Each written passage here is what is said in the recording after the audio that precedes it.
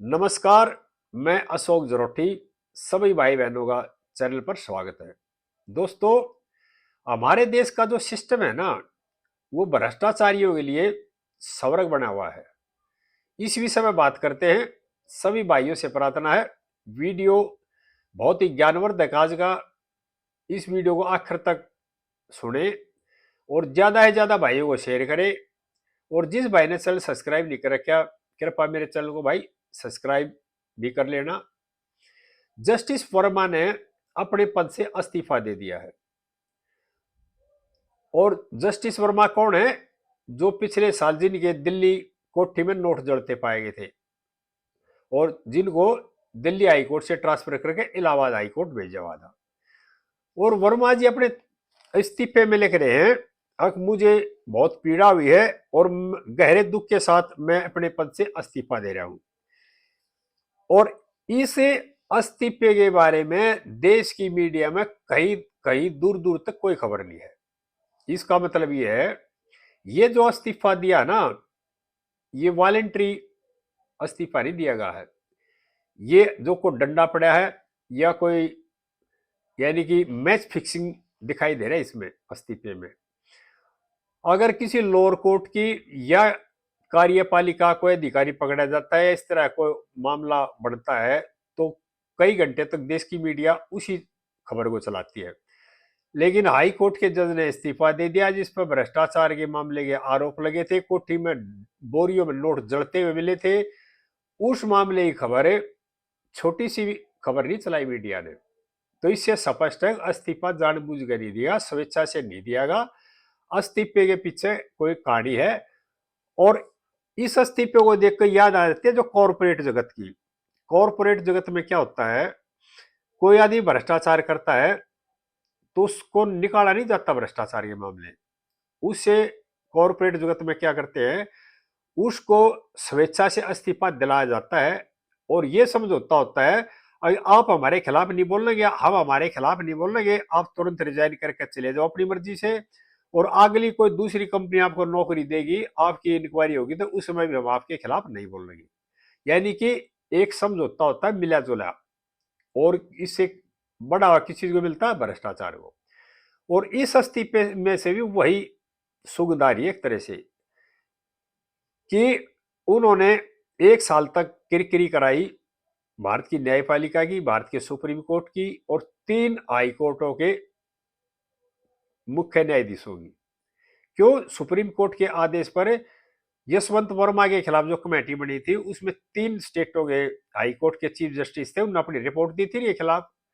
और उसके बाद भी ये मामला लटकता रहा और इनका तबादला, इनके खिलाफ एफआईआर नहीं कराई गई और इनका तबादला कर दिया इलाहाबाद हाई कोर्ट का। और पिछले 1 साल से इलाहाबाद हाई कोर्ट में सरकारी कोई काम इनको दिया नहीं गा, लेकिन तनख्वाह ले रहे हैं फ्री की। संसाधन जो सरकार के इस्तेमाल कर रहे हैं फ्री कर रहे हैं। दिल्ली का बंगला भी इनके पास है और इलाहाबाद में बंगला ले रखे एक तरह से। यानी सरकारी मशीनरी का, सरकारी संसाधनों का भ्रष्टाचार के साथ साथ ये भी इस्तेमाल करते हैं। ये भी एक तरह भ्रष्टाचार है। एक अधिकारी 2 घर ले रहा है सरकार के।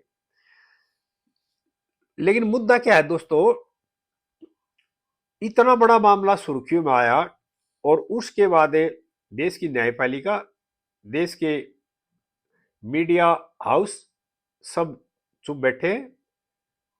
दोस्तों, कुछ दिन पहले एक मामला और रहा था देश में।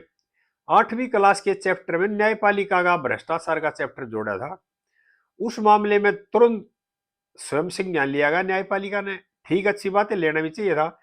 लेकिन मेरी माननीय सीजीआई साहब से भी और न्यायपालिका से करबद्ध प्रार्थना है, इस मामले में भी तो स्वयं संज्ञान लेना चाहिए था ना। इनके खिलाफ एफआईआर दर्ज करानी चाहिए थी। और 3 हाईकोर्टों के जज ने जांच करी थी, जांच रिपोर्ट भी सबमिट कर दी। उसके बाद आज तक एफआईआर नहीं होली है। और अब सरकार जब महाअभियोग लाने की तैयारी कर रही है, तो किसी ने इनको ज्ञान दे दिया। इनका अपना ज्ञान नहीं था, जो दिव्य ज्ञान दिया गया हो किसी महापुरुष ने दिया है। हाँ भाई, या तो अपना रिजाइन करके पतली गली से निकल जाओ, नहीं तो महाभियोग चलेगा और आपको कोई सुविधा नहीं मिलेगी। और आपने न्यायपालिका भी की भी किरकिरी करा दी और सरकार की भी किरकिरी करा दी। और अब 1 साल के बाद इनमें सूद बुद्धि आई, इन्होंने रिजाइन दे दिया। इसके पीछे एक और भी कारण है। उस टाइम जो सीजीआई थे ना, वो खन्ना साहब थे, और अब सीजीआई सूर्यकांत जी है। उसका ही बड़ा फर्क है। जो सिस्टम में या जो संस्था है उसके जो मुखिया होते हैं ना, उसका बड़ा प्रभाव होता है। और मेरा आवेदन है माननीय सीजीआई साहब से भी, इस मामले में जो एक आम नौकर के खिलाफ कार्रवाई होती है ना, एफआईआर होती है, जो जो प्रक्रिया होती है, वो तमाम प्रक्रिया इन मामले में भी होनी चाहिए, एफआईआर होनी चाहिए और जांच होनी चाहिए, और एक मिसाल कायम करनी चाहिए। अभी देश की न्यायपालिका में अगर कोई भ्रष्ट अधिकारी है तो उसके खिलाफ भी उसी तरह से कार्रवाई होगी जिसी आम नौकर के खिलाफ कार्रवाई होती है। अगर कोई आईएएस, कोई आईपीएस या और कोई पटवारी, तहसीलदार, कोई पुलिस का कर्मचारी या कोई भी सरकारी कर्मचारी अगर पकड़ा जाता, अब तक तो जेल में होता और उसके खिलाफ मुकदमा चालू हो जाता। लेकिन 1 साल गुजरने के बावजूद इनके खिलाफ अब तक एफआईआर भी नहीं है। और एक नई बात क्या कही, अभी चुपचाप इनसे कह दिया भी रिजाइन कर दो, और इन्होंने रिजाइन में लिख दिया कि मैं बड़े दुख के साथ अपने पद से इस्तीफा दे रहा हूं। दुख किस चीज का है जी? दुख चीज न्यायपालिका के सम्मान को ठेस पहुंचा दी, दुनिया में किरकिरी कराई न्यायपालिका की, उसका दुख है, या जो घर में बोरी नोट जड़ते पाए उसका दुख है, या नौकरी छूट गई उसका दुख है? ये क्लियर नहीं कर रखा दुख किस चीज का है। और अब जैसे राष्ट्रपति इस्तीफा मंजूर कर लेंगे, उसके बाद देखते हैं सरकार इनके खिलाफ क्या एक्शन लेती है। क्या ये मैच फिक्स है, इससे पता चल जाएगा आने वाले समय में।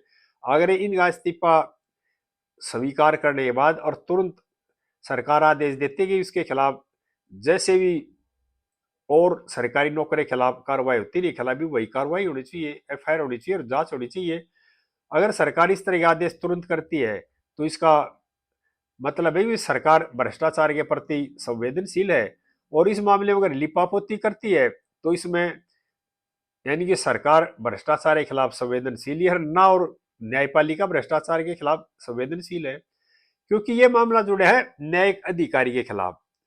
इसमें सबसे बड़ा दायित्व बढ़ता है चीफ जस्टिस ऑफ इंडिया का, कि वो इनके खिलाफ जो भी कानून में कानून संबंध जो कार्रवाई होनी चाहिए ना, वह इनके खिलाफ होनी चाहिए। अगर इसमें लिपापोती की गई तो इससे न्यायपालिका की किरकिरी और ज्यादा होगी।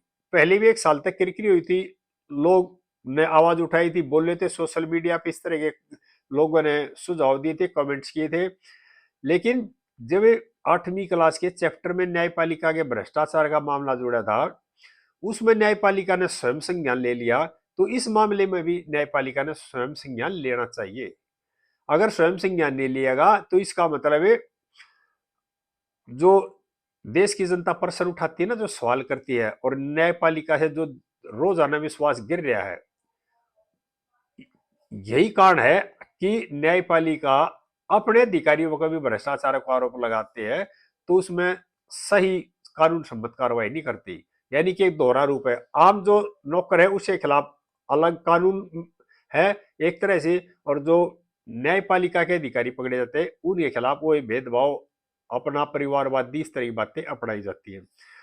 और या मैं देशवासियों को एक बात और बताना चाह रहा हूं,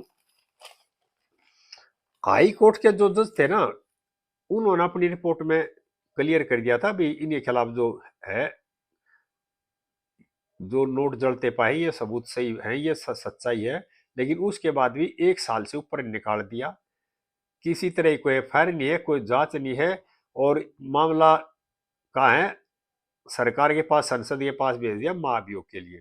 अब महाभियोग की तलवार लटकी, यानी इन्होंने सुप्रीम कोर्ट का दरवाजा खड़खड़ा, हाई कोर्ट का दरवाजा खड़खड़ा, उन जिन 3 चीफ जस्टिसों ने जांच की थी, रिपोर्ट दी थी, उनको भी झूठा करार दे दिया, सुप्रीम कोर्ट के खिलाफ भी बोले।